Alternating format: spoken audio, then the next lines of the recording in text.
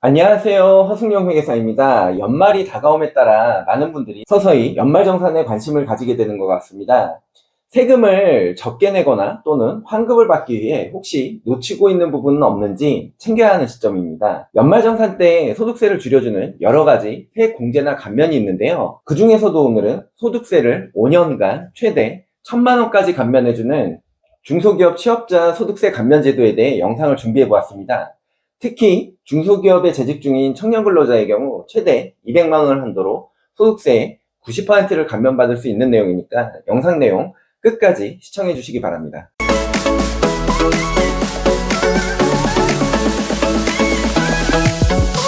중소기업 취업자 소득세 감면 제도는 중소기업의 인력 지원 및 청년 취업난 해소를 위해 중소기업에 취업하고 있는 인력에 대한 소득세 혜택을 주고자 2012년에 처음 도입된 제도입니다. 중소기업 취업자 소득세 감면을 받기 위해서는 우선 중소기업에 취업을 해야 하는데요. 해당 중소기업이 제조업, 도소매업, 숙박, 직점업 등 감면 대상 업종을 주된 사업으로 영위해야 합니다. 감면 대상 업종과 감면에서 제외되는 업종의 예시는 지금 보이시는 표를 참고해 주시기 바라고요. 재직 중인 회사가 말씀드린 감면 대상 업종을 영위하는 중소기업에 해당되는 경우 세액 감면을 받을 수 있는 직원은 크게 청년, 고령자, 장애인, 경력단절 여성 등에 해당되는데요. 청년 근로자의 경우 5년간 소득세의 90%를 연간 200만 원 한도 내에서 감면받게 되고요. 60세 이상의 고령 근로자나 장애인 복지법에 따른 장애인 근로자 및 경력단절 여성 근로자의 경우에는 3년간 소득세의 70%를 연간 200만 원 한도 내에서 감면이 가능하게 됩니다.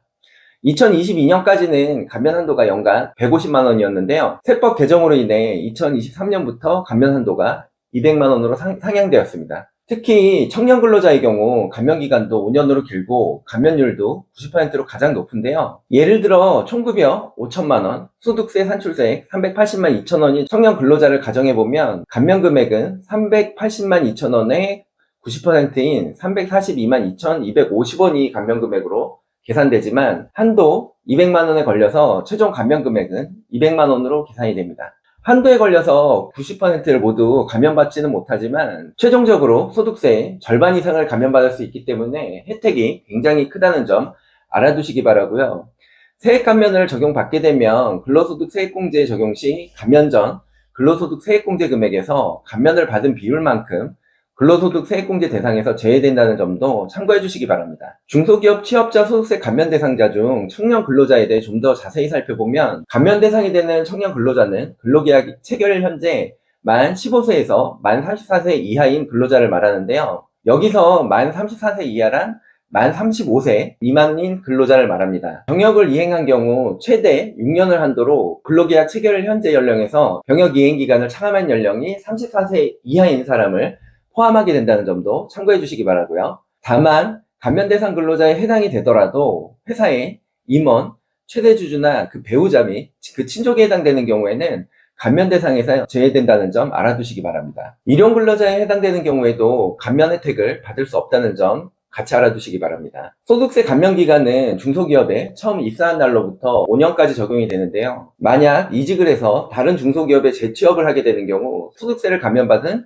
최초 취업일로부터 기간 중단 없이 5년을 계산하게 됩니다. 따라서 처음 입사한 날로부터 5년 이내의 기간에 다른 중소기업으로 이직을 하더라도 소득세 감면은 계속 적용받을 수 있습니다. 다만 최초 취업한 중소기업에서 감면 혜택을 받지 못하고 퇴사해서 다른 중소기업으로 재취업하는 경우에는 재취업하는 날부터 소득세 감면 기간 5년을 계산하게 된다는 점 참고해 주시기 바랍니다. 그리고 중소기업을 다니다가 대기업으로 이직하는 경우에는 감면 적용이 안 되고요. 최초 감면받은 5년 이내의 기간에 대기업에서 다시 중소기업으로 이직하는 경우에는 다시 소득세 감면을 받을 수 있다는 점 알아두시기 바랍니다. 자, 그렇다면 감면 대상이 되는 근로자가 중소기업 취업자에 대한 소득세 감면을 적용받으려면 어떻게 해야 될까요? 소득세 감면 혜택은 자동으로 적용되는 것이 아니라 별도로 신청을 해야 되는데요. 감면을 적용받으려는 근로자는 회사에 지금 화면에 보이시는 중소기업 취업자 소득세 감면 신청서를 취업일이 속하는 달에 다음 달 말일까지 제출해야 됩니다. 다만 신청기간이 지난 후에 제출이 되더라도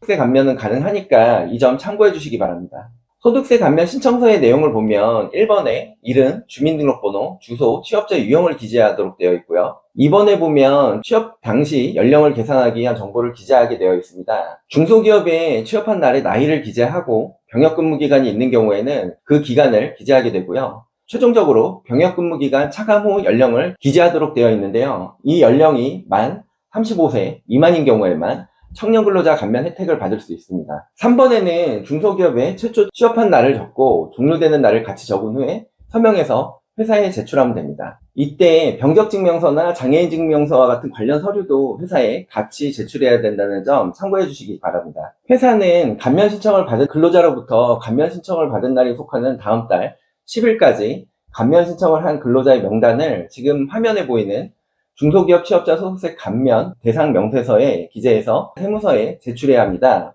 이후 회사는 감면 대상이 되는 근로자의 급여, 원천징수나 연말정산 시 감면된 세액으로 소득세 신고를 하게 됩니다. 이렇게 감면 신청을 하고 감면을 적용하게 되면 그 이후 세무서에서는 세금 감면에 대한 사후 관리를 하게 되는데요. 만약 사후적으로 감면 신청 근로자 명단 중 감면 요건에 해당하지 않는 직원이 확인되는 경우에는 세무서에서 회사에 그 사실에 대해서 통지하게 되고, 회사는 적게 납부한 세금뿐만이 아니라 5%의 가산세까지 추가해서 납부해야 되는데요. 잘못 신청하면 당초 납부해야 할 세금은 물론 가산세까지 부과될 수 있으니까 감면 대상에 해당되는지 잘 판단해서 신청하는 것이 필요합니다. 만약 중소기업 취업자 소득세 감면이라는 제도를 몰라서 연말정산 때 감면을 적용받지 못한 분들이 있다면 어떻게 해야 될까요? 이 경우에는 과거 5년 이내에 감면을 적용받지 못한 부분에 대해 경정청구를 통해 세금을 돌려받을 수 있습니다. 근무하던 중소기업에서 소득세 감면 신청을 하지 않은 채 퇴사했는데 회사가 폐업한 경우에도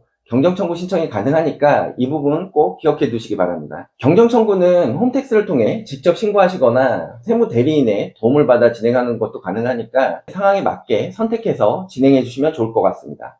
지금까지 5년간 최대 1,000만 원을 감면받을 수 있는 중소기업 취업자 소득세 감면 제도에 대해 설명을 드렸는데요. 혹시라도 이 제도에 대해 잘 모르셨던 분들이라면 감면 대상에 해당되는지 꼭 한번 확인해 보시기 바라고요. 과거에 소득세 감면을 놓치신 부분이 있다면 경정청구를 통해 과다 납부한 소득세 꼭 돌려받으시길 바라면서 오늘의 영상 마치도록 하겠습니다. 이상 허승용 회계사였습니다. 감사합니다.